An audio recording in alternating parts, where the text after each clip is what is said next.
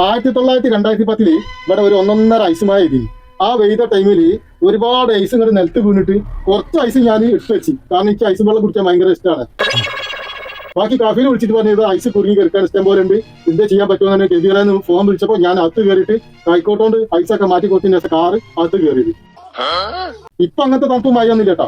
ഇപ്പൊ നല്ലൊരു തണുപ്പ് വന്ന് പോകുന്നുണ്ട്. ഇപ്പൊ പ്രശ്നമില്ല. ഇപ്പൊ ഞാനിങ്ങനെ പാർക്കിലൊക്കെ 2 റൗണ്ട് 3 റൗണ്ടൊക്കെ നടക്കാൻ പോകും. ഒരു പനിയിട്ടിട്ടാ പോകുള്ളൂ. പിന്നെ കണ്ണാട വെച്ചെന്ന് വെച്ചാൽ കണ്ണിക്ക് തണുപ്പ് വരണമെന്ന് വെച്ചിട്ടാണ്, തൊള്ളക്ക് തണുപ്പ് വരണമെന്ന് വെച്ചിട്ടാണ്, ചൂട്ടിക്ക് തണുപ്പ് വരണമെന്ന് വെച്ചിട്ടാണ്. മനസ്സിലായില്ലേ? പക്ഷെ എനിക്ക് തണുപ്പ് വായിച്ചില്ല കേട്ടോ.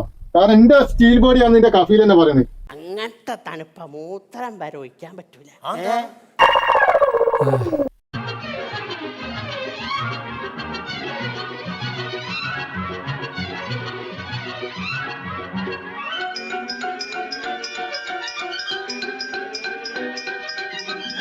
ഈ ജാതിനൊക്കെ തെരണ്ടിവാൽ അച്ചാറിൽ മുക്കി തല്ലണം.